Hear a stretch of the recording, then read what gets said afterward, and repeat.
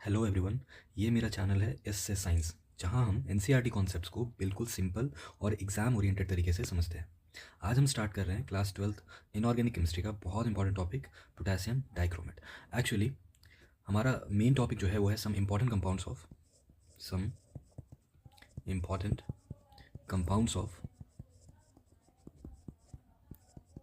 Of d block elements. इसमें हम लोग को दो इंपॉर्टेंट कंपाउंड्स के बारे में पढ़ना है जो कि हमारे सिलेबस में है। The first one is potassium dichromate K2Cr2O7 and the second one is potassium permanganate KMnO4। तो आज हम लोग स्टाइलस एक्सप्लेनेशन के द्वारा समझेंगे पहला topic K2Cr2O7 that is potassium dichromate. और ये जो टॉपिक है बोर्ड्स प्लस नीट दोनों के लिए सुपर इंपॉर्टेंट है, इसलिए वीडियो को एंड तक जरूर देखिए।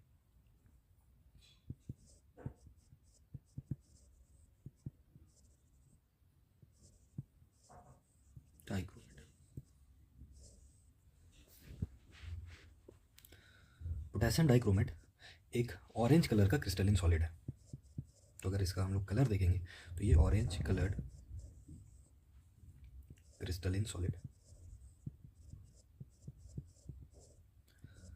And it is one of the most important compound of chromium.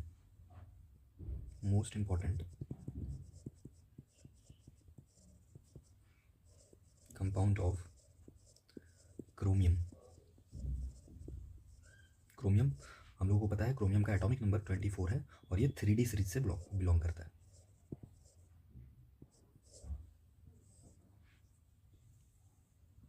Potassium dichromate में K2Cr2O7 में क्रोमियम का ऑक्सीडेशन स्टेट +6 होता है। और इसको कैलकुलेट कैसे करते हैं, एक रफ तरीके से हम लोग समझ लेते हैं कि इसको ऑक्सीडेशन स्टेट को कैलकुलेट कैसे किया जाता है। हम लोग देख रहे हैं इस कंपाउंड में ओवरऑल चार्ज जो है वो 0 है, तो इक्वल टू 0 कर लेते हैं पहले। एक पोटेशियम यहाँ पे 2 पोटेशियम का आइटम लगा हुआ है। एक पोटेशियम का ऑक्सीडेशन नंबर या हम लोग वैलेंसी कह सकते हैं +1 होता है, तो 2 का हो जाएगा 2 × +1 यानी कि 2 प्लस एक क्रोमियम का x मान लेते हैं क्योंकि क्रोमियम को हम का ऑक्सीडेशन नंबर हम लोग को फाइंड करना है। एक क्रोमियम का x मान लेते हैं तो 2 क्रोमियम का हो जाएगा 2x प्लस एक ऑक्सीजन का -2 है तो 7 का हो जाएगा -14। और जब हम लोग इसको सॉल्व करेंगे 2 + 2x - 14 = 0, 2x = 14 - 2 यानी कि 12, 2x = 12, x = आएगा 6। तो इस तरीके से हम लोग देख रहे हैं कि इस वाले कंपाउंड में पोटेशियम डाइक्रोमेट में क्रोमियम का ऑक्सीडेशन स्टेट +6 है। नेक्स्ट हम लोग देखेंगे इसका अकरेंस, मतलब पोटेशियम डाइक्रोमेट कहाँ पाया जाता है। तो हम लोग जानते हैं पोटेशियम डाइक्रोमेट जो है वो डायरेक्ट नेचर में नहीं मिलता है। इसे हम प्रिपेयर करते हैं एक ओर से जिसका नाम है क्रोमाइट ओर। तो मैन्युफैक्चर्ड फ्रॉम एन ओर को हिंदी में बोला जाता है अयस्क।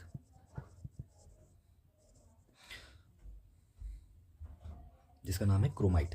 तो this one is the ore जहाँ से हम लोग पोटेशियम डाइक्रोमेट को प्रिपेयर करते हैं। क्रोमाइट ओर का फॉर्मूला, केमिकल फॉर्मूला है FeOCr2O3, या इसको हम लोग FeCr2O4 भी कह सकते हैं। बहुत सारे लोग ये दो में कंफ्यूज होते हैं, बट इसको समझना बहुत सिंपल है। जैसे अगर इसको हम लोग समझें कि FeO जो है Fe2+ और ऑक्सीजन 2- इस स्टेट में है, जबकि Cr2O3 में 2 क्रोमियम है जो कि +3 ऑक्सीडेशन स्टेट शो कर रहा है और 3 ऑक्सीजन है जो कि -2 या 2- ऑक्सीडेशन स्टेट शो कर रहा है।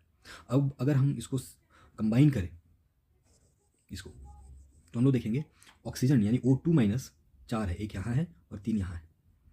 आयरन 1 है और 2 क्रोमियम है। तो इसको जब कंबाइन हम लोग करते हैं तो 1 आयरन, 2 क्रोमियम और 4 ऑक्सीजन, कुछ इस तरीके से लिखा जा सकता है। तो या तो हम लोग ऐसे लिखे या तो हम लोग ऐसे लिखे, दोनों सेम चीज़ है। तो बेसिकली हमारा जो गोल है वो ये है कि ये जो क्रोमाइट ओर है हमारे पास,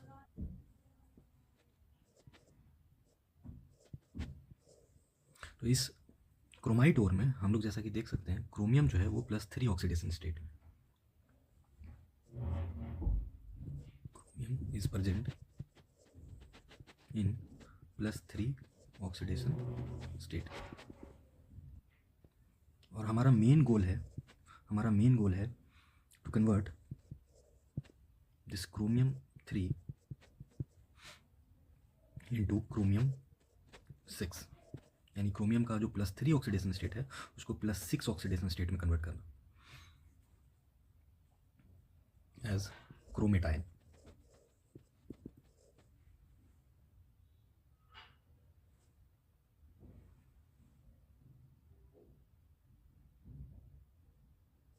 एज डाइक्रोमेटाइन।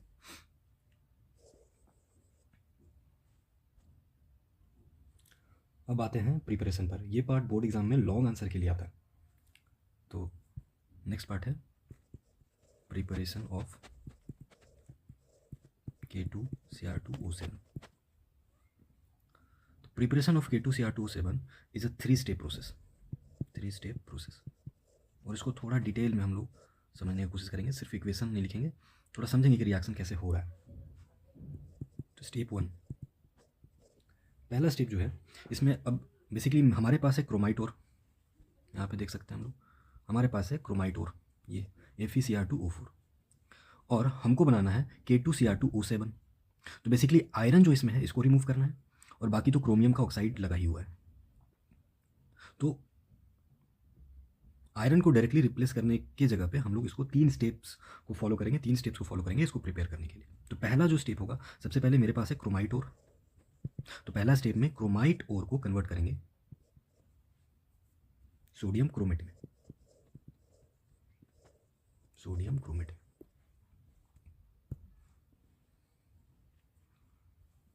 जब हम लोग FeCr2O3, दिस इज क्रोमाइट ओर, जब हम लोग क्रोमाइट ओर को excess of sodium carbonate Na2CO3 in excess roast करते हैं, 2 प्रोसेस है, एक रोस्टिंग होता है, दूसरा कैल्सिनेशन होता है। रोस्टिंग जो प्रोसेस होता है वो इन प्रेजेंस ऑफ ऑक्सीजन होता है। तो जब हम लोग इसको क्रोमाइट ओर को मिक्स करेंगे एक्सेस ऑफ सोडियम कार्बोनेट के साथ, और इसको रोस्ट किया जाएगा ऑक्सीजन के साथ, हो गया ऑक्सीजन के प्रेजेंस में, तब हमको सोडियम क्रोमेट मिलेगा, सोडियम क्रोमेट Na2CrO4। साथ में आयरन का ऑक्साइड यानी फेरिक ऑक्साइड Fe2O3 और CO2 रिलीज होगा। अब ये तो एक जनरल इक्वेशन हम बना दिया, अभी बैलेंस नहीं है, इसको बैलेंस कर सकते हैं, रट्टा लगाने से कोई फ़ायदा है नहीं, तो इसको बैलेंस कर लेंगे, हम बैलेंस्ड फॉर्म लिख देंगे। अब आता ये है कि इसको थोड़ा सा समझते हैं, ये तो सारा बुक सारा नोट सब जगह मिल जाएगा हमको ये रिएक्शन, लेकिन इसको हम लोग थोड़ा सा एक रफ आइडिया लेते हैं कि ये एक्चुअली हो कैसे रहा है, ये रिएक्शन हो कैसे रहा है, या इसमें किस तरीके से रीअरेंजमेंट हो रहा है। तो रीअरेंजमेंट हमको देखने के लिए रिएक्टेंट्स को जितने पार्ट्स में तोड़ सकते हैं उतने पार्ट में तोड़ते हैं। जैसे सबसे पहले क्रोमाइट ओर को लेते हैं। तो क्रोमाइट ओर हमारा Fe2+, 2 क्रोमियम Cr3+ और 4 O2- में टूटेगा, ये टूट गया। सोडियम कार्बोनेट जो एक्सेस में हम लोग लिए हैं, ये सोडियम कार्बोनेट, ये टूटेगा Na+ और CO3 2- में।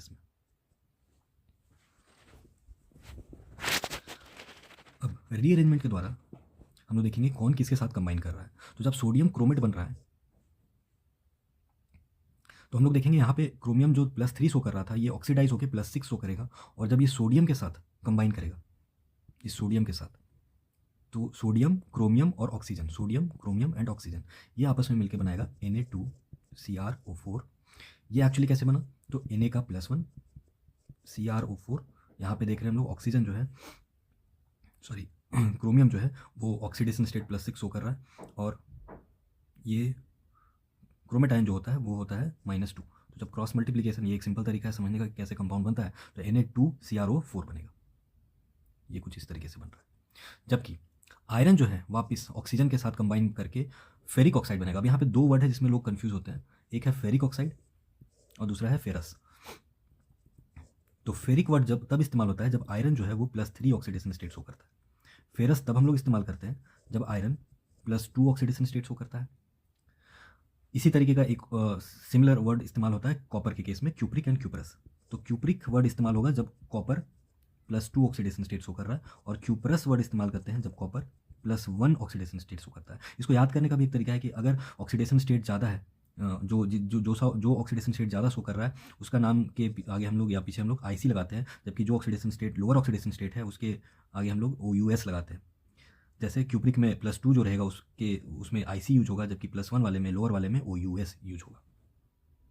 अब तीसरा जो एलिमेंट हमको यहाँ देखने को मिल रहा था वो दिख रहा था कार्बोनेट।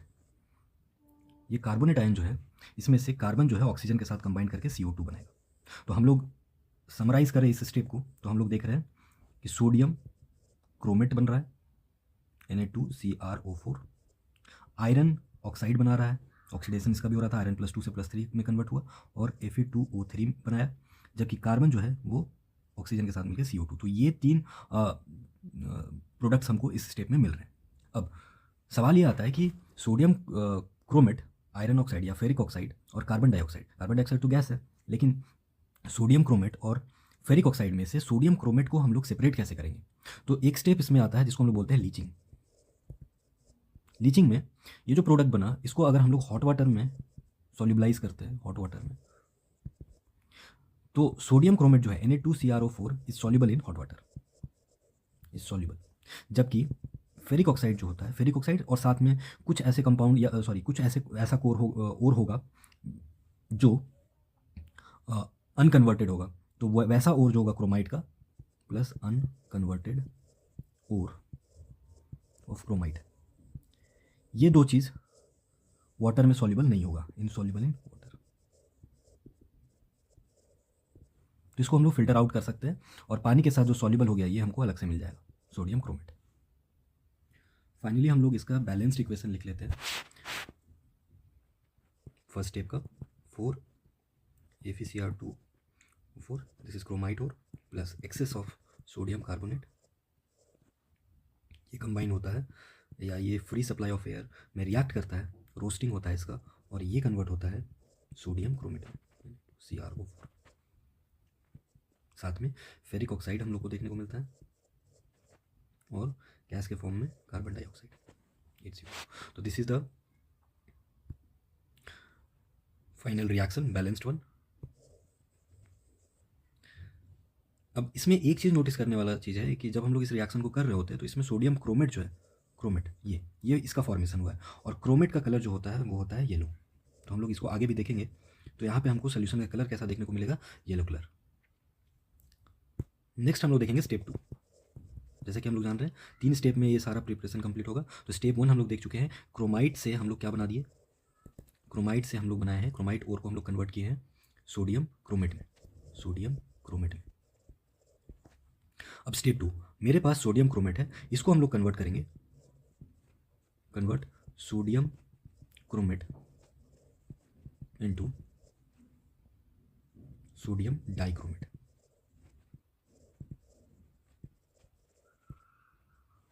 अगर विजुअली देखें तो ये जो सोडियम क्रोमेट है, सोडियम क्रोमेट, क्रोमेट आयन क्या है, CrO4 2-, ये जो क्रोमेट आयन है इसका कलर होता है येलो, जबकि ये जब डाइक्रोमेट में कन्वर्ट होगा, हम लोग आगे इक्वेशन देखेंगे, रिएक्शन को देखेंगे, तो जब डाइक्रोमेट में कन्वर्ट होगा तो डाइक्रोमेट यानी Cr2O7 इसका जो कलर होता है वो होता है ऑरेंज। तो यहाँ भी एक इंपॉर्टेंट कलर चेंज हम लोग को देखने को मिल रहा है, येलो से ऑरेंज कलर चेंज देखने को मिलेगा, क्योंकि हम लोग सोडियम क्रोमेट को कन्वर्ट कर रहे हैं सोडियम डाइक्रोमेट में। हम लोगों को ये ध्यान रखना है कि ये जो क्रोमेट से डाइक्रोमेट में कन्वर्ट करने का प्रोसेस है, this is not an oxidation reduction reaction. इसमें क्रोमियम जो है वो +6 ऑक्सीडेशन स्टेट में ही रहता है। जैसे सोडियम क्रोमेट में Na2CrO4 में क्रोमियम का ऑक्सीडेशन स्टेट +6 है, तो Na2Cr2O7 में भी क्रोमियम का ऑक्सीडेशन स्टेट +6 ही रहेगा। और अगर ऑक्सीडेशन स्टेट सेम है, कोई चेंज हमको देखने को नहीं मिलेगा, इसका मतलब ना तो ऑक्सीडेशन हो रहा है ना तो रिडक्शन हो रहा है, क्योंकि हमको पता है ऑक्सीडेशन नंबर या ऑक्सीडेशन स्टेट अगर इंक्रीज होता है तो उसको ऑक्सीडेशन बोलते हैं, डिक्रीज होता है तो उसको हम लोग रिडक्शन बोलते हैं। तो यहाँ पे किसी भी प्रकार का कोई चेंज नहीं होने के कारण इसको हम लोग रिडॉक्स रिएक्शन नहीं कर रहे हैं, जबकि ये एक्चुअली एक एसिड बेस इक्विलिब्रियम रिएक्शन है, एसिड बेस इक्विलिब्रियम रिएक्शन है। इसका क्या मतलब होता है आगे हम लोग समझेंगे। तो हम लोग अभी स्टेप 2 देख रहे हैं, सोडियम क्रोमेट को डाइक्रोमेट में कन्वर्ट करना है, किसी प्रकार का कोई ऑक्सीडेशन स्टेट में चेंज, क्रोमियम के ऑक्सीडेशन स्टेट में कोई चेंज नहीं हो रहा है। तो मेन गोल है इस स्टेप का क्रोमेट से डाइक्रोमेट बनाना। और ये एसिड बेस इक्विलिब्रियम रिएक्शन, क्योंकि हम लोग बाद में देखेंगे कि अगर हमको क्रोमेट से डाइक्रोमेट बनाना है तो मीडियम एसिडिक होना चाहिए, जबकि डाइक्रोमेट से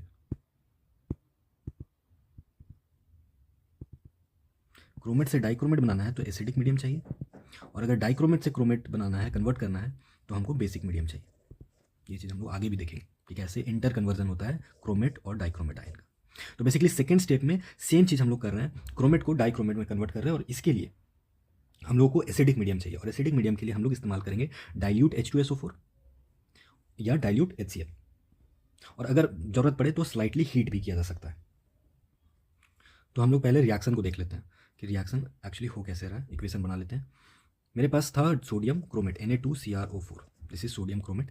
इसको अगर हम लोग एसिडिक मीडियम में ले आते हैं, एसिडिक मीडियम के लिए क्या इस्तेमाल करेंगे, लेट्स से H2SO4 इस्तेमाल की डाइल्यूट फॉर्म में। अगर ज़रूरत पड़े तो इसको स्लाइटली हीट किया जाए, और पीएच को मेंटेन करते हैं हम लोग 6 से नीचे, pH should be lesser than 6। जब हम लोग इसको हीट करेंगे तो ऑब्वियस सा बात है, हम लोग जान चुके हैं कि ये सीधा कन्वर्ट हो जाएगा डाइक्रोमेट में। तो पहले रिएक्शन को लिख लेते हैं, देन फिर हम लोग समझेंगे कि एक्चुअली हो कैसा है, एक रफ आइडिया लेंगे कैसे हो रहा है। Na2Cr2O7 में कन्वर्ट हो गया सोडियम डाइक्रोमेट,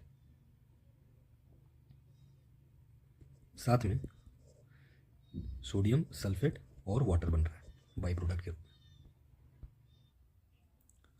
ये तो इक्वेशन था। अब हम लोग समझते हैं कि ये रिएक्शन प्रोसीड कैसे करता है। तो इसमें जो हमको सोडियम क्रोमेट दिख रहा है और सल्फ्यूरिक एसिड, तो सल्फ्यूरिक एसिड जो है एसिड क्या करता है, H+ आयन प्रोवाइड करता है, H+ आयन।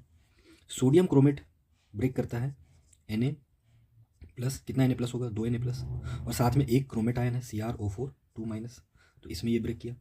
ये जो क्रोमेट आयन है इसका जब प्रोटोनेशन होता है, मतलब H+ जो कि एसिड से मिला है, ये इसके साथ कंबाइन करता है, तो ये बनाता है हाइड्रोजन क्रोमेट आयन HCrO4। अब यहाँ CrO4 2- था, H का प्लस था, तो ये कैंसल आउट, ये सिंपल लैंग्वेज हम इस्तेमाल कर रहे हैं, कैंसल आउट होके क्या बचेगा, माइनस।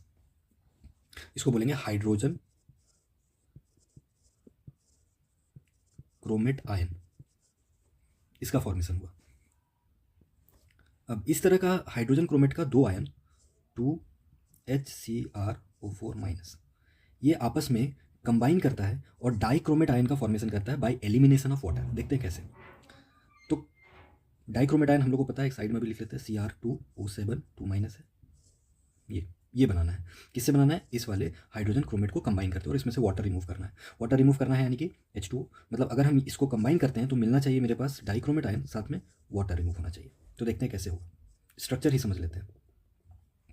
CrO4- का जो क्रोमेट आयन का जो स्ट्रक्चर है वो कुछ इस तरीके का है, टेट्राहेड्रल स्ट्रक्चर होता है। हम डबल बॉन्ड वाला स्ट्रक्चर नहीं बना रहे, सिंपल स्ट्रक्चर बना रहे हैं। तो ये हो गया 2-। अब इस तरीके का दो आयंस, दो क्रोमेट आयन जो है वो कंबाइन करेगा। यहाँ पे साथ में हमको H भी देखने को मिल रहा है, तो यहाँ से सबसे पहले तो हम 2H एलिमिनेट कर देते हैं, 2H एलिमिनेट कर दे रहे हैं। और CrO4 2- में जब इसको हम कंबाइन करके Cr2O7 2- बनाएंगे कुछ इस तरीके से, तो एक और क्रोमेट आयन लेते हैं, इस वाले से भी एक ऑक्सीजन हटाए हैं, इस वाले से भी एक ऑक्सीजन हटाए हैं, लेकिन 2 ऑक्सीजन हटेगा नहीं, एक ऑक्सीजन ये दोनों के बीच में ब्रिज के फॉर्म में आ जाएगा, क्रोमियम ऑक्सीजन क्रोमियम, एक ब्रिज बन गया, फाइनली 2-। तो ये जो स्ट्रक्चर है ये डाइक्रोमेट का स्ट्रक्चर है। लास्ट में हम लोग क्रोमेट और डाइक्रोमेट का दोनों का स्ट्रक्चर अच्छे से देखेंगे, बट अभी समझने के लिए ये हाइड्रोजन क्रोमेट आयन जो है वो कैसे डाइक्रोमेट आयन में कन्वर्ट हो रहा है। अब रिमूव क्या हुआ, यहाँ पे एक्चुअली 8 ऑक्सीजन दिखना चाहिए था, 4 8 ऑक्सीजन दिखना चाहिए था, लेकिन 1 2 3 4 5 6 7 ऑक्सीजन दिख रहा है, एक ऑक्सीजन और ये 2 हाइड्रोजन, ये 2 हाइड्रोजन और एक ऑक्सीजन मिलके वाटर बन के रिमूव हो जाता है। तो बेसिकली हम लोग इस स्टेप में क्या देख रहे हैं कि सबसे पहले ये जो सोडियम क्रोमेट था, सोडियम क्रोमेट ये Na+ क्रोमेट आयन में कन्वर्ट होता है, H+ यहाँ पे सल्फ्यूरिक एसिड प्रोवाइड कर रहा है, और ये H+ क्रोमेट के साथ मिलकर हाइड्रोजन क्रोमेट बना रहा है, प्रोटोनेशन हो रहा है इसका। And then finally hydrogen, 2 hydrogen chromate का जो आयन है वो आपस में मिलकर डाइक्रोमेट आयन और साथ में H2O बना रहा है। अब ये जो डाइक्रोमेट आयन है वो किसके साथ कंबाइन करेगा, वो एक सोडियम के साथ कंबाइन करेगा। अब हम लोग ऑलरेडी देखे हुए थे कि 2 सोडियम था 2Na+, और साथ में अभी हम लोग बनाए हैं एक डाइक्रोमेट आयन, दो हाइड्रोजन क्रोमेट मिलके एक डाई क्रोमेट आयन बना है। अब इसमें से एक Na जो कि +1 क्रोमेट Cr2O7-2, इसको हम लोग क्रॉस इस तरीके से करके समझ लेते हैं, तो ये बनाएगा Na2Cr2O7 सोडियम डाई क्रोमेट, जो कि हम लोग यहाँ पे देखे बनता हुआ ये। दूसरा, यहाँ से जो सल्फेट आयन रिलीज हुआ SO4 वो अगेन एक सोडियम के साथ कंबाइन करेगा और बनाएगा Na2SO4, और साथ में हम लोग देखें कि वाटर जो है वो एलिमिनेट हुआ था। तो ये एक कंप्लीट रफ स्केच हमको पता चला कि कैसे सोडियम क्रोमेट डाइक्रोमेट में कन्वर्ट हुआ, किसके मदद से, सल्फ्यूरिक एसिड, एक डाइल्यूट सल्फ्यूरिक एसिड का इस्तेमाल हम लोग इसमें किए एसिडिफिकेशन के लिए, और क्रोमेट को हम लोग कन्वर्ट किए डाइक्रोमेट में। अब सोडियम डाइक्रोमेट तो बन गया, सेकंड स्टेप हम लोग का चल रहा है, सेकंड स्टेप में सोडियम डाइक्रोमेट बना लिए, लेकिन इसके साथ हम लोग को क्या मिला, इसके साथ हम लोग को दो और कंपाउंड या दो को और मॉलिक्यूल मिला है, एक सोडियम सल्फेट है और दूसरा वाटर। अब सोडियम सल्फेट, अब इस प्रोसेस को हम बोले थे कि स्लाइटली हीट कर सकते हैं, और अगर हम इसको कूल करें, सडन कूलिंग करें, तो सोडियम सल्फेट जो है वो वाटर ऑफ क्रिस्टलाइजेशन के साथ, यानी कि 10H2O sodium sulphate Deka hydrate के रूप में क्रिस्टलाइज होकर बाहर हो जाता है, या उसको हम फिल्टर कर सकते हैं।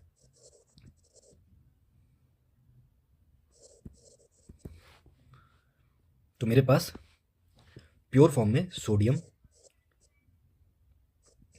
डाइक्रोमेट सेकेंड स्टेप में मिल जाता है। अब हम लोग देखेंगे थर्ड स्टेप।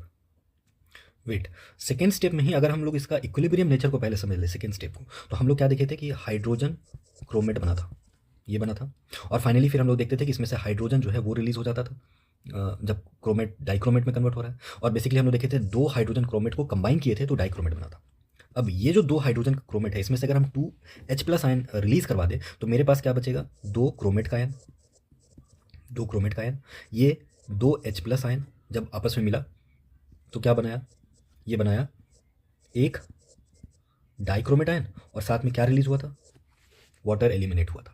तो ये जो प्रोसेस हम लोग देख रहे हैं, ये एक्चुअली इक्विलिब्रियम नेचर शो कर रहा है, इक्विलिब्रियम नेचर हम लोग देख रहे हैं, दिस इज वेरी इंपॉर्टेंट। और हम लोग यहाँ पे एक चीज़ और नोटिस करेंगे कि अगर क्रोमेट से डाइक्रोमेट में कन्वर्ट कराना है, एक तो कलर का चेंज होगा, येलो से ऑरेंज हो जाएगा कलर, और दूसरा चीज़ ये देख रहे हैं कि कौन सा मीडियम में कैसे, जैसे अगर ये 2H+ है तो 2H+ क्रोमेट को मिल रहा है, इसका मतलब 2H+ कौन देगा, 2H+ एसिड देगा, यानी क्रोमेट को अगर हमको डाइक्रोमेट में कन्वर्ट कराना है तो एसिडिक मीडियम का इस्तेमाल करना होगा, एसिड का इस्तेमाल करेंगे, और वापस अगर डाइक्रोमेट से क्रोमेट ले जाना है तो हम लोग एल्कली या बेसिक मीडियम का इस्तेमाल करेंगे।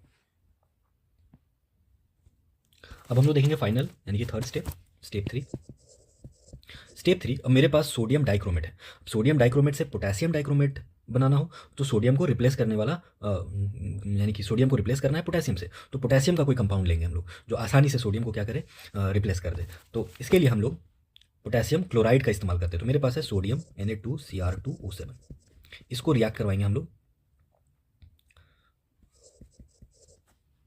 पोटेशियम क्लोराइड के साथ।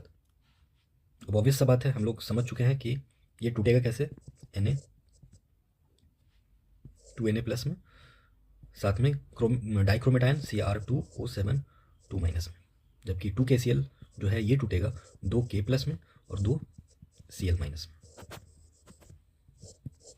वापस से कंबाइन होने के लिए ये सोडियम जो है वो क्लोरीन के साथ कंबाइन होगा, और पोटेशियम जो है वो सोडियम को रिप्लेस करके डाइक्रोमेट आयन के साथ कंबाइन करेगा। तो सबसे पहले जो पोटेशियम है वो डाइक्रोमेट आयन के साथ कंबाइन करेगा तो बनाएगा K2, 2K+ था तो K2Cr2O7, साथ में प्लस 2Cl- है, 2Na+ है तो बनाएगा 2NaCl।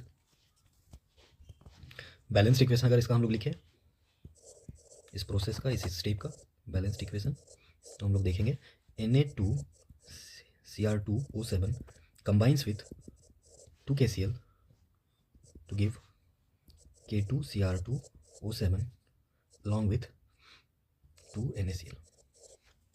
अब एग्जाम पॉइंट ऑफ व्यू से हम लोग तीनों स्टेप को समराइज करते हैं। तो कंक्लूजन, स्टेप 1, क्रोमाइट ओर को कन्वर्ट कर दिए सोडियम क्रोमेट में। इक्वेशन क्या था,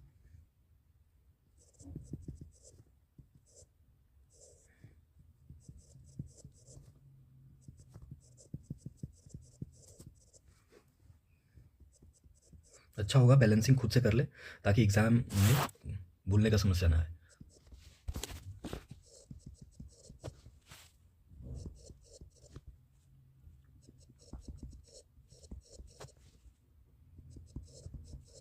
ये बैलेंस्ड इक्वेशन था। इसमें जो मेन प्रोडक्ट हम लोग को मिला था वो था सोडियम क्रोमेट। इस सोडियम क्रोमेट को स्टेप 2 में हम लोग कन्वर्ट किए। स्टेप 2 में सोडियम क्रोमेट को कन्वर्ट किए डाइक्रोमेट में। और इसके लिए हम लोग क्या इस्तेमाल किए, एक एसिडिक मीडियम, क्योंकि पता है क्रोमेट को डाइक्रोमेट में कन्वर्ट करने के लिए हम लोग को एसिड चाहिए, और एसिड के रूप में हम लोग क्या इस्तेमाल किए, H2SO4। तो इसका जो बैलेंस्ड इक्वेशन था वो कुछ इस तरीके से था।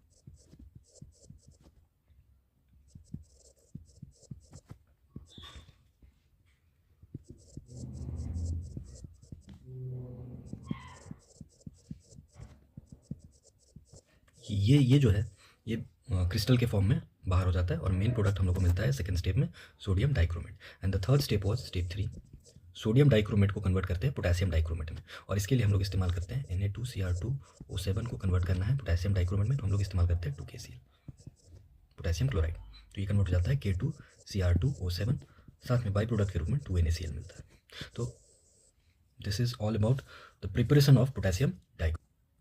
अब इस टॉपिक से जो नेक्स्ट चीज़ एग्जाम में बहुत इंपॉर्टेंट है, जो पूछता है वो है क्रोमेट और डाइक्रोमेट आयंस का स्ट्रक्चर। तो एक छोटा सा हेडिंग लगा लेते हैं हम लोग, structure of chromate and dichromate ions.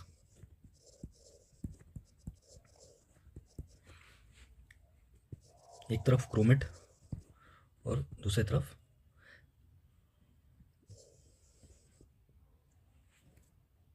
Dichromate लिखते हैं।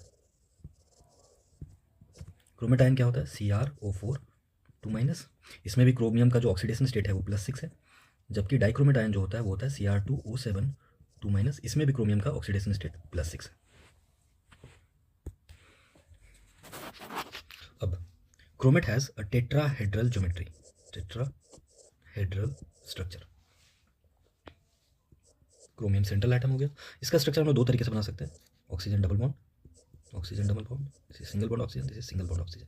इसके ऊपर भी एक माइनस चार्ज और इसके ऊपर एक माइनस चार्ज। तो एक स्ट्रक्चर तो ये है, और एक दूसरा बहुत सिंपल सा स्ट्रक्चर है जिसको हम लोग ऐसे ड्रॉ कर सकते हैं, क्रोमियम 4 ऑक्सीजन और 2 माइनस था तो बाहर 2 माइनस, ये हो गया स्ट्रक्चर। अगर डाइक्रोमेट को हम लोग ध्यान से देखें तो डाइक्रोमेट में क्रोमियम ऑक्सीजन क्रोमियम हम लोग पहले भी देख चुके हैं, क्रोमियम ऑक्सीजन क्रोमियम एक ब्रिज बनता है, और इसमें बेसिकली दो टेट्राहेड्रल स्ट्रक्चर यानी दो क्रोमेट आयन आपस में कंबाइन होता है, Cr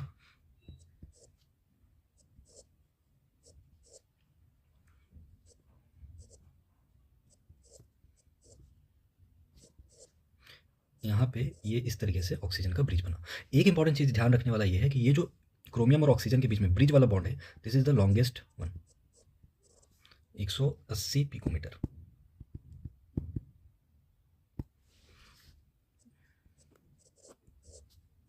पिकोमीटर, और ये जो एंगल बन रहा है bond angle, it is 126 degree, और इसके ऊपर भी 2 माइनस था तो होल -2 कुछ इस तरह। तो ये स्ट्रक्चर था क्रोमेट और डाइक्रोमेट का।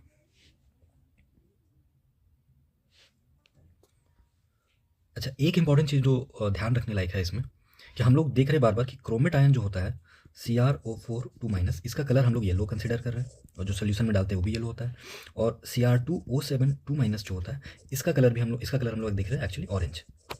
और हम लोग को पता है डी ब्लॉक एलिमेंट्स में हम लोग पढ़े हैं कि जो डी ब्लॉक वाले एलिमेंट्स होते हैं, ट्रांजिशन एलिमेंट्स होते हैं, वो कलर इम्पार्ट करते हैं, कलर शो करते हैं ड्यू टू डी ट्रांजिशन। और डी ट्रांजिशन के लिए डी ऑर्बिटल्स या डी सबसेल जो है वो खाली होना चाहिए, वैकेंट होना चाहिए, कंप्लीटली फिल्ड, या जीरो नहीं होना चाहिए एक्चुअली, क्योंकि डी में पार्शियली फिल्ड जब इलेक्ट्रॉन्स होगा तो ही वो डी ट्रांजिशन शो करेगा, लोअर एनर्जी से हायर एनर्जी में मूव करेगा, एंड देन फिर जंप करने के बाद certain wavelength of light absorb करेगा और फिर कुछ को रिलीज करेगा, तो जिसके कारण हम लोग को कलर दिखता है। बट डी ट्रांजिशन यहाँ पे हो नहीं रहा है, क्योंकि यहाँ पे हम लोग देख रहे हैं क्रोमियम +6 ऑक्सीडेशन स्टेट्स हो कर रहा है, और क्रोमियम +6 ऑक्सीडेशन स्टेट्स हो करने का मतलब है कि डी ऑर्बिटल में 0 इलेक्ट्रॉन, कोई इलेक्ट्रॉन है ही नहीं। अगर इलेक्ट्रॉन है ही नहीं तो ट्रांजिशन कैसे होगा, यानी कि इलेक्ट्रॉन जंप कैसे करेगा लोअर से हायर एनर्जी में। इसीलिए इसमें जो कलर है वो डी ट्रांजिशन के कारण नहीं है। तो किसके कारण है फिर, तो the color of chromate and dichromate ions are due to charge transfer from oxygen to metal atom। तो ऑक्सीजन एटम से मेटल एटम में जो चार्ज का ट्रांसफ़र हो रहा है उसके कारण टेम्पररी कुछ समय के लिए ऑक्सीडेशन स्टेट जो +6 है वो +5 में कन्वर्ट हो रहा है, +6 से +5 due to charge transfer of oxygen atom to metal atom, जिसके कारण हम लोग इसका कलर जो है वो देख पा रहे हैं येलो या ऑरेंज। अब हम लोग देखते हैं कुछ important properties of potassium dichromate. तो जिसमें से सबसे पहला प्रॉपर्टी हम लोग देखेंगे, या प्रॉपर्टीज़ में सबसे पहले हम लोग देख लेते हैं फिजिकल प्रॉपर्टीज़। तो फिजिकल प्रॉपर्टीज़ में सबसे पहला प्रॉपर्टी ये है कि एक तो पहला होता है कि फिजिकल स्टेट क्या है, कलर क्या है। तो ऑरेंज रेड कलर का क्रिस्टलिन सॉलिड है पोटेशियम डाइक्रोमेट। दूसरा जो है, it is less soluble in cold water. इसका जो सॉल्युबिलिटी है कोल्ड वाटर में वो बहुत कम है, लेकिन जैसे ही हम लोग हॉट वाटर इस्तेमाल करते हैं इसका सॉल्युबिलिटी इंक्रीज हो जाता है and it is freely soluble in warm water या हॉट वाटर। ये दो प्रॉपर्टी है। तीसरा जो प्रॉपर्टी है, जो ऑलरेडी हम लोग यहाँ नहीं पढ़े, कि एक्चुअली समझ सकते हैं कि अगर हम इसको स्ट्रांगली हीट करते हैं, एक सवाल ही बना लेते हैं इसको, क्वेश्चन एक के तरीके से देखते हैं। What happens when K2Cr2O7 is strongly heated. अगर इसको हम बहुत ज़्यादा गर्म करें तो क्या होगा? तो इसका आंसर ये होगा कि हीट करने पे पोटेशियम डाइक्रोमेट जो है वो डिकम्पोज हो जाता है और ऑक्सीजन रिलीज करता है। डिकम्पोज किस में होगा? तो पोटेशियम डाइक्रोमेट जो है पोटेशियम क्रोमेट में कन्वर्ट हो जाएगा। तो K2Cr2O7 को हम हीट कर रहे हैं। इसको बैलेंस फॉर्म में ही लिखते हैं।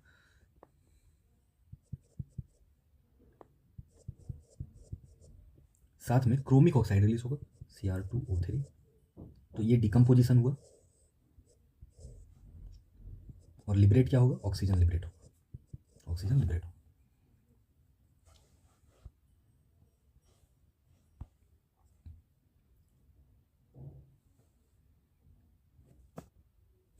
And the fourth property, and it is the most important one, it is that it is a strong oxidizing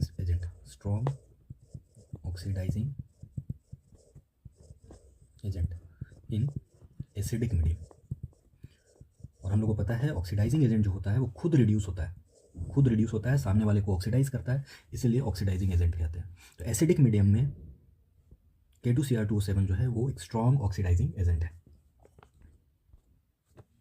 अब कुछ पढ़ा हुआ चीज़ को ही हम लोग क्वेश्चन के फॉर्म में देख लेते हैं, जो बोर्ड्स एग्जाम में काफ़ी पूछता है कि एक क्वेश्चन और बना लेते हैं। व्हाट हैपन्स, ये हम लोग पहले भी जान चुके हैं लेकिन फिर भी, what happens when K2Cr2O7 is heated with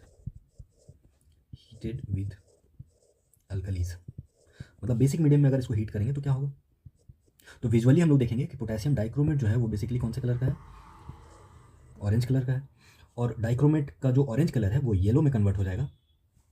यानी कि अगर हम K2Cr2O7 को अल्कली के साथ हीट करते हैं, अल्कली कोई सा भी ले लेते हैं, जैसे 2KOH लीजिए, हम बैलेंस फॉर्म में ही लिख रहे हैं, ये 2K2, तो इसलिए इसको हम बैलेंस फॉर्म में ही लिख रहे हैं 2KOH। तो ये बनेगा क्या? ये बनेगा क्रोमेट में कन्वर्ट हो जाएगा K2Cr2O4, साथ में वाटर रिलीज होगा। तो ये जो डाइक्रोमेट का कलर था, डाइक्रोमेट किस कलर का था? ऑरेंज। ये कन्वर्ट हो जाएगा, कलर हमको क्या दिखेगा? येलो। अगर सेम इसका उल्टा करें, अगर हम वापस इसको एसिडिफाई कर दें, जो यहाँ पे हमको 2 आयंस दिख रहा है क्रोमेट का, 2 आयंस दिखेगा क्रोमेट का, इसको अगर हम लोग वापस एसिडिफाई करें, एसिडिफाई करने का मतलब है H+ आयन दे दें, तो ये वापस कन्वर्ट हो जाएगा Cr2O7 2- में, और ये ऑलरेडी हम लोग देख चुके हैं, साथ में वाटर जो है वो एलिमिनेट हो जाएगा।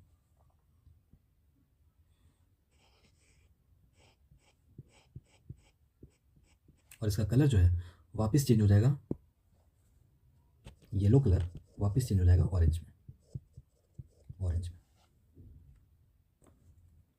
तो अब लास्ट में इसको हम लोग कंक्लूड करते हैं। एक्चुअली कंक्लूड करेंगे फिजिकल प्रॉपर्टी, केमिकल प्रॉपर्टीज से भी रिलेटेड था। प्रॉपर्टीज़ हम लोग देख रहे हैं फिजिकल एंड केमिकल दोनों। तो केमिकल में तो हम लोग केमिकल रिएक्शन को ध्यान से अच्छे से समझेंगे। उससे पहले जो अभी इक्विलिब्रियम से रिलेटेड एसिड और बेस का बात कर रहे थे हम लोग, तो इसको अगर हम लोग कंक्लूड करें तो एक कंडीशन है जो इंपॉर्टेंट है, pH अगर हम लोग 4 रखते हैं तो इसमें क्रोमेट और डाइक्रोमेट आयन जो होता है वो एसिड बेस इक्विलिब्रियम में होता है। एट pH 4 क्रोमेट और dichromate ion at pH 4 acid base equilibrium होता है। कहने का मतलब है कि हम लोग को पता है कि अगर क्रोमेट को डाइक्रोमेट में कन्वर्ट करना है तो उसको एसिडिफाई करना है। एसिडिफाई करने के लिए यानी एसिड से हमको H+ आयन मिलेगा, ये कन्वर्ट हो जाएगा Cr2O7 2- में, साथ में H2O रिलीज होगा। और अगर हमको इसको रिवर्स करना है तो इसको हम लोग बेसिक मीडियम में डालेंगे, किसको, डाइक्रोमेट को, तो कन्वर्ट हो जाएगा क्रोमेट में।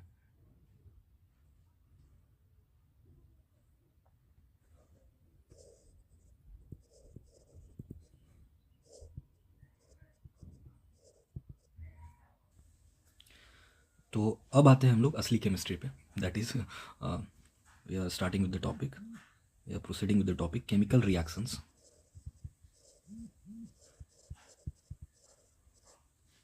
Of K2Cr2O7। अब इसको पढ़ने का दो तरीका है। एक, अगर हम रट्टा लगा ले, बुक से सारा इक्वेशन को पढ़ ले तो कम टाइम में हो जाएगा। लेकिन अगर हम लोग थोड़ा सा टाइम दे और इसको समझने की कोशिश करें कि एक्चुअली इसमें हो क्या रहा है। अब केमिकल रिएक्शन ऑफ K2Cr2O7 में हम लोग देखेंगे, जो सबसे इंपॉर्टेंट चीज़ ये है कि जो हम लोग पहले भी थोड़ा सा बात की थी, K2Cr2O7 is a strong oxidizing agent.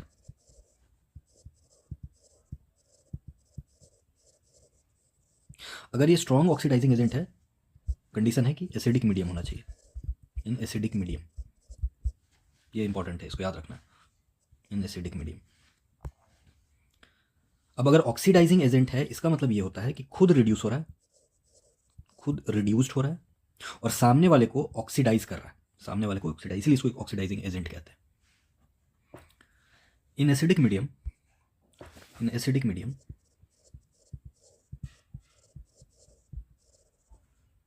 K2Cr2O7 यानी potassium dichromate acts as a strong oxidizing agent. और अगर ये स्ट्रॉन्ग ऑक्सीडाइजिंग एजेंट के रूप में काम कर रहा है तो हम लोग पहले इसका एक आयनिक फॉर्म देखते हैं कि आयनिक फॉर्म में ये रिएक्ट कैसे कर रहा है। तो डाइक्रोमेट आयन यानी कि Cr2O7 2- एसिडिक मीडियम में क्या होगा, जैसे कि हम लोग को पता है, चलिए इसको अच्छे से समझते हैं।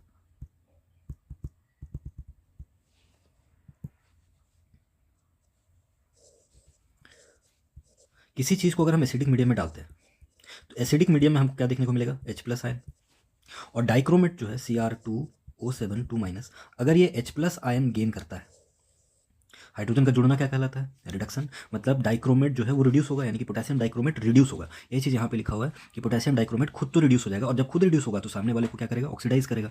और ऑक्सीडाइज करेगा तो इसको हम लोग ऑक्सीडाइजिंग एजेंट कहेंगे। अब अगर H+ ये गेन करता है, H+ का एडिशन रिडक्शन होता है। रिडक्शन एक और चीज़ को हम लोग बोलते हैं, अगर कोई चीज़ रिड्यूस हो रहा है इसका मतलब वो इलेक्ट्रॉन गेन कर रहा है, और अगर इलेक्ट्रॉन गेन कर रहा है तो उसका ऑक्सीडेशन नंबर या ऑक्सीडेशन स्टेट जो होगा वो डिक्रीज करेगा।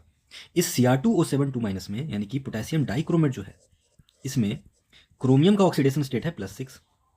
अगर ये इलेक्ट्रॉन गेन करता है यानी कि हाइड्रोजन इसमें जाके जुड़ता है, या हम कह सकते हैं कि हाइड्रोजन के प्रेजेंस में या H+ के प्रेजेंस में जब ये इलेक्ट्रॉन गेन करेगा, H+ कहाँ से आ रहा है, एसिड से आ रहा है, जब ये इलेक्ट्रॉन गेन करेगा तो इसका ऑक्सीडेशन स्टेट घटेगा, और ये घट के ऑक्सीडेशन स्टेट शो करेगा +3। यानी कि क्रोमियम, यानी कि इसको फाइनली हम लोग ऐसे लिख सकते हैं, एसिडिक मीडियम में Cr2O7 2- जो कि क्रोमियम जो है ऑक्सीडेशन स्टेट +6 शो कर रहा है, ये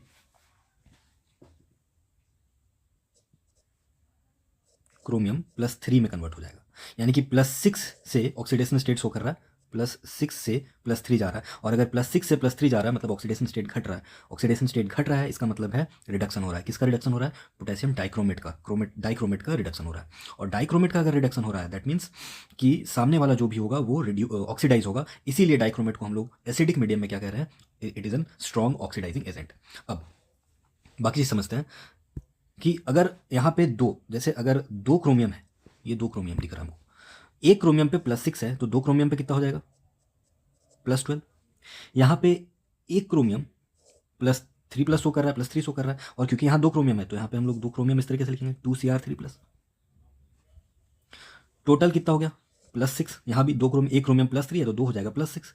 यहाँ पे +12 है, यहाँ पे +6 है, और +12 से +6 में जाना है, +12 से +6 में जाना है। तो हमको पता है कि अगर +12 से +6 में जाना है तो 6 इलेक्ट्रॉन गेन करना पड़ेगा, तो टोटल 6 इलेक्ट्रॉन का गेन है, 6 इलेक्ट्रॉन का गेन है। नेक्स्ट हम लोग ऑक्सीजन को बैलेंस करते हैं। हम लोग देख रहे हैं यहाँ पे डाइक्रोमेट में 7 ऑक्सीजन है और राइट साइड में अभी एक भी ऑक्सीजन नहीं लिखे हैं, तो 7 ऑक्सीजन को फुलफिल करने के लिए उतना ही मॉलिक्यूल ऑफ वाटर कंसीडर करेंगे हम लोग, H2O7। अब क्योंकि 7H2O से 7 ऑक्सीजन तो बैलेंस हो जा रहा है, लेकिन हाइड्रोजन जो है, ये हाइड्रोजन ये टोटल 14 हो जा रहा है और इधर एसिडिक मीडियम था, तो यहाँ पे टोटल 14H प्लस आयंस जो है वो गेन हो। तो कंप्लीट रिएक्शन अगर इसको हम लोग अच्छे से लिखें तो कैसे लिख सकते हैं? इसको लिख सकते हैं Cr2O7 2 minus plus 14H plus plus 6 electrons gives 2Cr3 plus plus 7H2। ये एक आयनिक इक्वेशन हो गया पोटेशियम डाइक्रोमेट का इन एसिडिक मीडियम,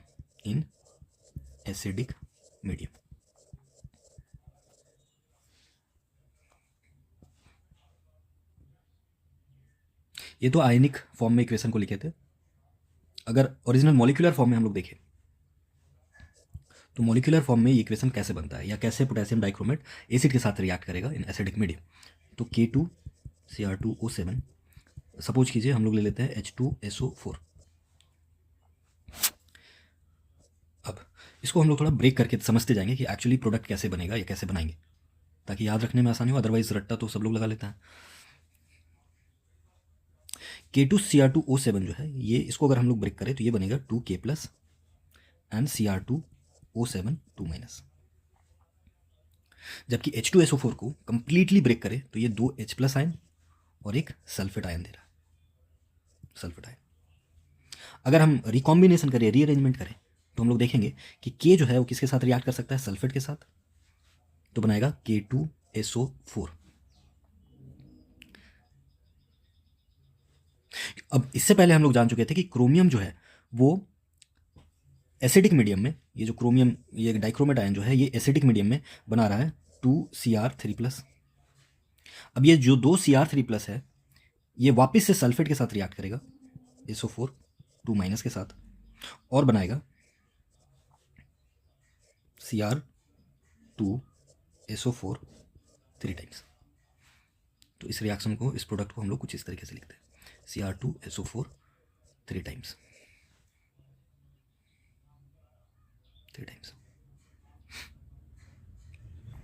अब क्योंकि लेफ्ट साइड में हम लोग देख रहे हैं सल्फेट मेरे पास एक है, एक सल्फेट है,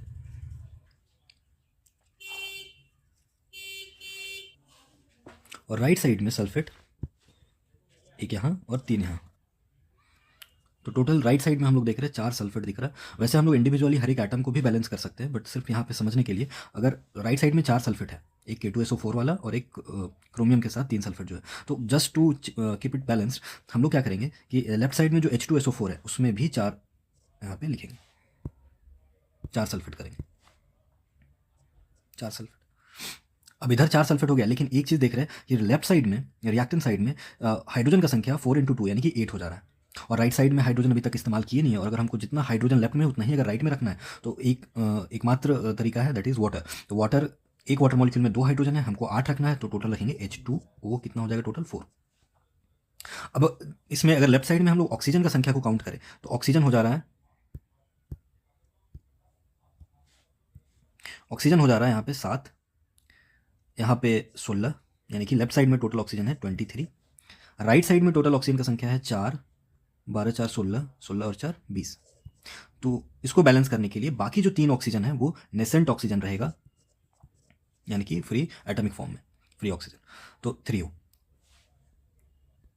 तो इस तरीके से अगर हम लोग फाइनल बैलेंस्ड फॉर्म देखें, मॉलिक्यूलर फॉर्म जो कि एसिडिक मीडियम में पोटेशियम डाइक्रोमेट का रिएक्शन होता है, उसमें हम लोग देखेंगे, अगर हम उसको बैलेंस्ड फॉर्म में लिखें तो लिखेंगे K2Cr2O7 plus 4H2SO4 gives K2SO4 plus chromium sulphate plus 4H2O plus 3 nascent oxygen. This is the balanced equation. अब ये जो रिएक्शन है इसको एक्चुअली कहा जाता है कि this is common for all. जितने भी रिएक्शंस हम लोग आगे देखेंगे उसमें ये जो एक इक्वेशन है ये कॉमन रहेगा, तो इसको याद रखना है। ये कैसे हो रहा है ये समझा दिए। अब एक चीज़ जो हम लोग आयनिक फॉर्म में देखे थे उससे हम लोग एक चीज़ कंक्लूड कर सकते हैं कि 6 इलेक्ट्रॉन का गेन हो रहा था। और अगर हम लोग को इक्विवेलेंट वेट चाहिए, इक्विवेलेंट वेट, तो इक्विवेलेंट वेट का फॉर्मूला होता है molecular weight by n factor. और एन फैक्टर यहाँ पे जितना भी इलेक्ट्रॉन का लॉस और गेन होता है उसको एन फैक्टर बोलते हैं। बहुत सारे केस में अलग अलग केस में अलग अलग तरीके का एन फैक्टर निकालने का नियम है, बट इसमें जितना भी इलेक्ट्रॉन का लूज गेन हो रहा है वो हमारा एन फैक्टर कहलाएगा। तो मॉलिक्यूलर मास या molar mass by n factor यहाँ पे 6 है। मॉलिक्यूलर मास जो पोटेशियम डाइक्रोमेट का होता है वो होता है molecular mass is 294 divided by 6। तो इक्विवेलेंट मास आएगा, इसको अगर हम लोग डिवाइड करें तो 6 4 and then 5 49. Now we will see some of the oxidizing reactions. Some of the oxidizing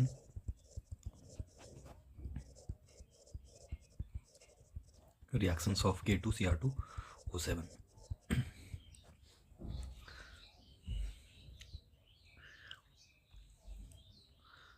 इसमें पहला रिएक्शन हम लोग देखेंगे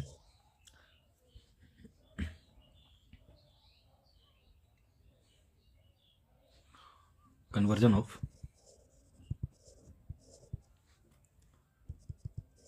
फेरस सॉल्ट इनटू फेरिक 1। जैसे कि हम लोग को पता है फेरस में आयरन का ऑक्सीडेशन स्टेट +2 है और फेरिक में +3, यानी कि फाइनली आयरन जो है ऑक्सीडाइज होगा। और ऑक्सीडाइज करने के लिए हम लोग किसका इस्तेमाल करेंगे? पोटेशियम डाइक्रोमेट का इस्तेमाल करेंगे, वो भी एसिडिफाइड पोटेशियम डाइक्रोमेट, क्योंकि ऑक्सीडाइजिंग एजेंट के रूप में पोटेशियम डाइक्रोमेट एसिडिक मीडियम में काम करता है, यूज होता है। तो एसिडिक मीडियम में रिएक्शन हम लोग जानते हैं पोटेशियम डाइक्रोमेट का, पहले भी पढ़ चुके हैं, पहले देख चुके हैं। उस रिएक्शन को वापस से लिखते हैं K2Cr2O7 प्लस ये रिएक्शन दिस वन, ये plus 4H2SO4 gives K2SO4 plus Cr2SO4 3 times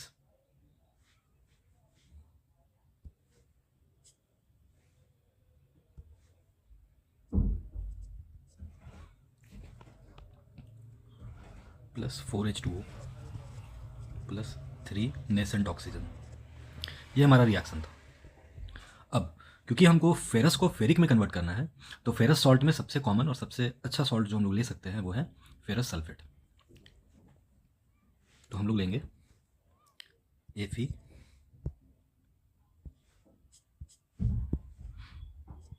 FeSO4 और इस फेरस सल्फेट को हम लोग को कन्वर्ट करना है क्या में? फेरिक सल्फेट में। तो यहाँ पे +2 है ऑक्सीडेशन स्टेट, हम लोग को इसको कन्वर्ट करना है Fe2SO4 3 टाइम्स, जहाँ पे ऑक्सीडेशन स्टेट हो जाएगा +3। अब हम लोग जानते हैं कि जब ऑक्सीडेशन स्टेट बढ़ता है तो उसको हम लोग ऑक्सीडेशन कहते हैं। इसका मतलब यहाँ पे आयरन का यानी फेरस साल्ट जब फेरिक साल्ट में कन्वर्ट हो रहा है तो यहाँ पे आयरन का ऑक्सीडेशन हो रहा है। और ये ऑक्सीडेशन किसके प्रेजेंस में होगा, किसके हेल्प से होगा? तो K2Cr2O7 की, क्योंकि K2Cr2O7 हमको ऑक्सीजन प्रोवाइड कर रहा है। ये ऑक्सीजन नेसेंट ऑक्सीजन जो है, यही ऑक्सीजन जाके इसको हेल्प करेगा ऑक्सीडाइज होने में। अब FeSO4 को Fe2SO4 में कन्वर्ट करना है। ये तो हम एक साइड FeSO4 लिखे, दूसरे साइड Fe2SO4 3 टाइम्स लिखे हुए, फेरिक सल्फेट लिखे हुए हैं। अब इसको बैलेंस करने के लिए सबसे पहली बात, फेरिक सल्फेट में आयरन 2 है, तो इसको बैलेंस करने के लिए हम लोग इधर भी 2 आयरन लिखते हैं। अब राइट साइड में सल्फेट, हमारा फेरिक सल्फेट में 3 सल्फेट लगा हुआ है और लेफ्ट साइड में 2 ही सल्फेट लगा हुआ है। और इसको तो हम लोग, ये ओरिजिनल फॉर्म है, इसको हम लोग कोई चेंज नहीं कर सकते इसमें। तो हम लोग यहाँ पे क्या करेंगे, एक H2SO4 इस्तेमाल किए, एक मॉलिक्यूल H2SO4 का। अब ध्यान से देखें तो सल्फेट लेफ्ट साइड में भी 2 और 1 3 हो गया, और राइट साइड में भी 3 हो गया। आयरन भी यहाँ 2 है, यहाँ भी आयरन 2 है, लेकिन लेफ्ट साइड में हाइड्रोजन 2 दिख रहा है हमको। इस हाइड्रोजन को रिमूव करने के लिए ये जो नेसेंट ऑक्सीजन है, जो कि ऊपर वाले रिएक्शन में हम लोग देख रहे हैं 3 नेसेंट ऑक्सीजन है, उसमें से एक नेसेंट ऑक्सीजन आएगा,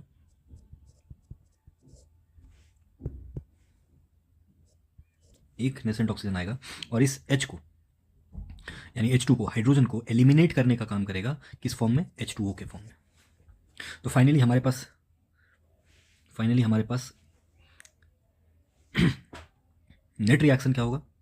तो नेट रिएक्शन को लिखने के लिए एक और चीज़ है, ये सेकेंड स्टेप वाला जो रिएक्शन था इसमें हम लोग को क्या करना है, फर्स्ट वाले में 3 ऑक्सीजन दिख रहा है नेसेंट ऑक्सीजन, फर्स्ट वाले में 1 नेसेंट ऑक्सीजन है, तो इसको बैलेंस करना है हमको। इसको बैलेंस करने के लिए हम लोग इसको 3 से मल्टीप्लाई कर देंगे, और जब 3 से मल्टीप्लाई करेंगे तो जो नेट रिएक्शन मिलेगा सेकेंड स्टेप वाले में, यानी सेकेंड रिएक्शन में फेरस सल्फेट और फेरिक सल्फेट वाले में 3 से मल्टीप्लाई करने के बाद मिलेगा 3 2 6 ferrous sulphate plus 3H2SO4 plus 3 nascent oxygen gives 3 Fe2SO4 3 times plus 3H2O। अब इसको लिखने के बाद, इस वाले रिएक्शन को लिखने के बाद इस रिएक्शन को भूल जाना। हमारा सबसे पहला रिएक्शन ये ऊपर वाला था, दूसरा रिएक्शन ये मिला, और जब हम लोग इसका नेट रिएक्शन लिखेंगे तो लेफ्ट को लेफ्ट से जोड़ेंगे, राइट को राइट से जोड़ेंगे। तो लेफ्ट पहले लेफ्ट साइड का लिखते हैं, K2Cr2O7 plus 4H2SO4 plus 6 FeSO4 plus 3H2SO4 plus 3 oxygen, 3 nascent oxygen gives, right वाले को जोड़ेंगे K2SO4 plus Cr2SO4 3 times plus 4H2O plus 3 oxygen, 3 nascent oxygen plus 3 Fe2SO4 3 times plus 3H2। अब जो भी चीज़ कॉमन है लेफ्ट एंड राइट साइड में उसको हटा देते, कैंसिल आउट कर देते, जैसे 3 ऑक्सीजन एंड 3 ऑक्सीजन, ये कैंसिल आउट हो जाता है, बाकी सबको फाइनली जोड़ के लिखते हैं। तो इधर हो जाएगा K2Cr2O7 plus 4H2SO4 and 3H2SO4 7H2SO4 plus 6 FeSO4। Right side में हो जाएगा K2SO4 plus Cr2SO4 3 times plus 4H2O और 3H2O मिला देंगे, तो इसको लास्ट में लिख लेंगे। इससे पहले लिखते हैं 2 Fe2SO4 3 टाइम्स प्लस लास्ट में H2O जोड़े 4 और 3 7H2।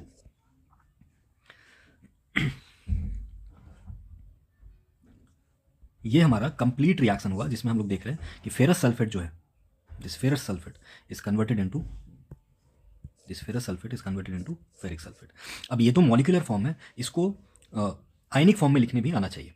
तो आयनिक फॉर्म बहुत आसान होता है, बेसिकली बहुत लोग शॉर्टकट बताते हैं कि Na है, K है, उसको हटा दो, H के साथ SO4 या जो भी एसिड है तो H को रहने देना है, और सेकंड पार्ट जो आयनिक फॉर्म है पार्ट है उसको हटा देना है। लेकिन ऐसा कुछ करना नहीं है। बेसिकली हम लोग को देखना क्या है, आयनिक फॉर्म में लिखने के लिए सबको आयंस के फॉर्म में तोड़ दीजिए। जब आयंस के फॉर्म में तोड़ेंगे तो सबसे पहले K2Cr2O7 को तोड़ेंगे तो 2K प्लस हो जाएगा, या इसी में से हम लोग देखते जाते हैं, यहाँ से ये 2K और ये 2K, ये कैंसिल आउट हो गया। 7 सल्फेट दिख रहा है यहाँ पे, 7 सल्फेट। और अगर हम सल्फेट को एलिमिनेट करना चाहें तो सल्फेट को कर सकते हैं, सल्फर और ऑक्सीजन को अलग से काउंट करके एलिमिनेट करना चाहें तो वो भी कर सकते हैं। तो अगर हमको 7 सल्फेट यहाँ दिख रहा है एंड 24 सल्फेट इसमें दिख रहा है, सॉरी 6 सल्फेट यहाँ पे दिख रहा है, 24 नहीं सॉरी 6 सल्फेट यहाँ पे दिख रहा है, SO4 6 दिख रहा है यहाँ पे, तो 7 और 6 13 सल्फेट इधर है। जबकि राइट साइड में देखें तो 1 सल्फेट ये हुआ, 3 सल्फेट यहाँ, 4 3 7 और 3 और 2 सॉरी 3 2 6, 7 और 6 13 इधर हुआ। तो ये सल्फेट जो है सल्फेट सबको एलिमिनेट कर दे रहे हैं। अब जो बच जा रहा है, पोटेशियम एलिमिनेट हो गया, सल्फेट सारा एलिमिनेट हो गया, अब जो बचा वो बचा Cr2O7 2 माइनस पोटेशियम डाइक्रोमेट से प्लस 7H2SO4 जो है इसमें से बचा, क्योंकि सल्फेट को एलिमिनेट कर दिए थे, काट दिए थे, बचा क्या था 7 × 2 14H प्लस इस आयरन सल्फेट में से, फेरस सल्फेट में से सल्फेट तो एलिमिनेट हो चुका था, तो बचेगा, और क्योंकि आयरन +2 है फेरस है तो हम लोग लिखेंगे 6 Fe2+। ये लेफ्ट साइड में था। राइट साइड में क्या बचा, राइट साइड में ये पूरी तरह से एलिमिनेट हो चुका है, ये सल्फेट एलिमिनेट हो चुका था, क्रोमियम 2 था, और क्रोमियम हमको पता है यहाँ पे +3 ऑक्सीडेशन स्टेट शो कर रहा है, तो 2 क्रोमियम है +3 ऑक्सीडेशन स्टेट के साथ।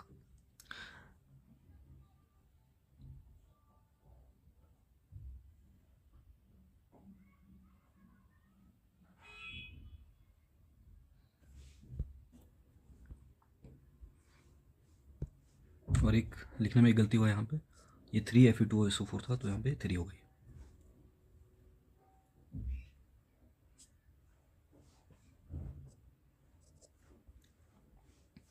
तो राइट साइड में हम लोग देखें क्रोमियम आ गया, K2SO4 एलिमिनेट हो चुका है, 3 2 जा 6, 6Fe3 प्लस आ गया, साथ में 7H2O, ये ऐसे ही एज इट इज़ रिमेन रहेगा। तो ये है हमारा आयनिक फॉर्म और ये वाला था मॉलिक्यूलर फॉर्म। सेकेंड रिएक्शन है जिसमें हम लोग देखेंगे कि how iodine is liberated from potassium iodide in the presence of acidified potassium dichromate. मतलब अगर हमको Ki से आयोडीन लिबरेट करना है, आयोडीन निकालना है, तो हम लोग K2Cr2O7 एसिडिक मीडियम में इस्तेमाल करेंगे एज एन ऑक्सीडाइजिंग एजेंट। वापस से हम लोग वो जो कॉमन रिएक्शन है पोटेशियम डाइक्रोमेट कैसे एसिडिक मीडियम में काम करता है उसको लिख लेते हैं। K2Cr2O7 plus 4H2SO4 gives K2SO4 plus Cr2SO4 3 times plus 4H2O plus 3 nascent oxygen. ये हमारा रिएक्शन था पोटेशियम डाइक्रोमेट का एसिडिक मीडियम में। अब हमारे पास है Ki और Ki से हमको बनाना है, लिबरेट करना है I2 को। तो Ki से लिबरेट करना है I2। अब Ki से I2 को अगर लिबरेट करना है तो हम लोग एक सिंपल तरीका अपनाते हैं कि राइट साइड में 2 आयोडीन दिख रहा है, लेफ्ट में 1 दिख रहा है, तो इसको सबसे पहले बैलेंस कर लेते हैं 2Ki। अब लेफ्ट साइड में 2 K है, राइट साइड में तो कुछ भी नहीं है और हमको I को हटाना है, Ki से I को रिमूव करना है, तो इसके लिए हम लोग इस्तेमाल करते हैं H2SO4 का।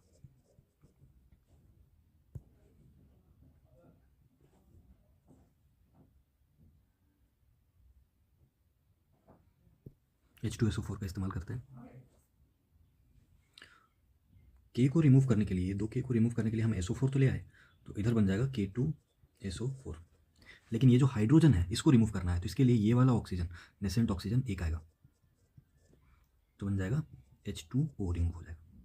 अब क्योंकि ये 3 का तीनों नेसेंट ऑक्सीजन को यूटिलाइज करना है, बैलेंस करना है हमको, तो हम लोग इसको 3 से मल्टीप्लाई करते हैं।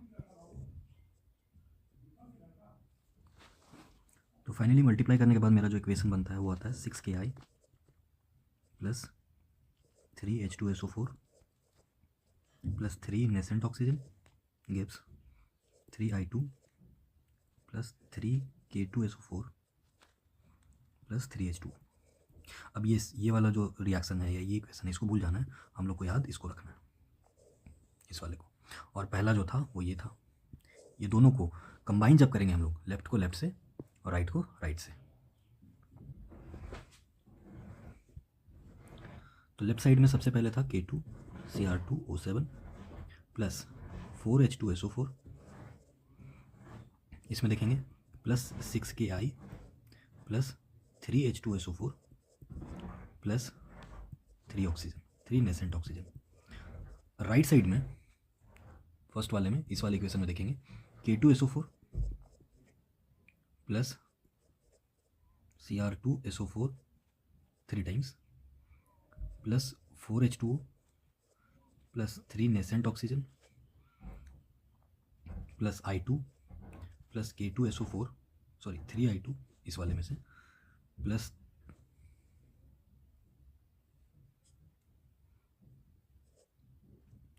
3K2SO4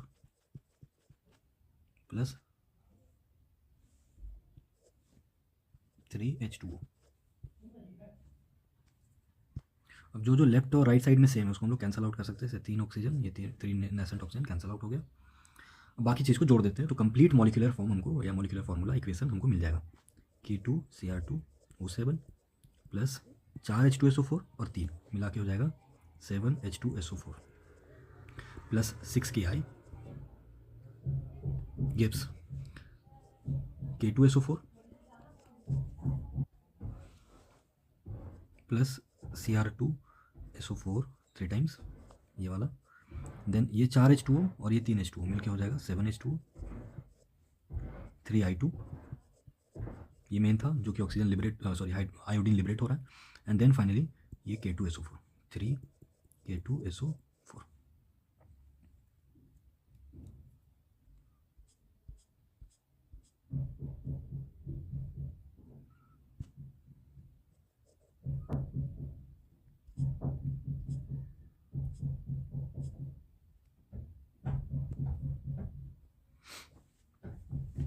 इसी को अगर हम लोग आयनिक फॉर्म में लिखें, ये मॉलिक्यूलर इक्वेशन था जो कि हम लोग देख चुके हैं, दिस इज द फाइनल। इसी को अगर आयोनिक फॉर्म में हम लोग देखें तो जैसे लास्ट वाले में हम लोग सब कुछ एलिमिनेट किए थे, आयंस को जो सेम था लेफ्ट साइड और राइट साइड में उसको एलिमिनेट किए थे, इस वाले में उसी तरीके से यहाँ पे भी सारा सेम आयंस को लेफ्ट और राइट साइड में इसको एलिमिनेट करेंगे। और जब इसको एलिमिनेट करेंगे तो हम लोग देखेंगे कि यहाँ से एक डाइक्रोमेट आयन बचेगा, यहाँ से 7 × 2 14H+ बचेगा, और यहाँ से 6I- बचेगा। इस वाले से ये पूरा का पूरा एलिमिनेट हो जाएगा। यहाँ से 2 क्रोमियम का 3+ आयन बचेगा, 7H2O बचेगा और 3I2 बचेगा। ये पूरा एलिमिनेट हो जाएगा। तो जो बच रहा है उसको आयनिक फॉर्म में हम लोग लिख लेते हैं Cr2O7 2- plus 14H+ plus 6I- gives 2Cr3 plus 3I2 and 7H2 and rest is cancelled out. So finally ये हमारा आयोडीन जो है वो लिबरेट आउट हो जा रहा है पोटेशियम आयोडाइड से। किसकी मदद से? एसिडिफाइड पोटेशियम डाइक्रोमेट की मदद से।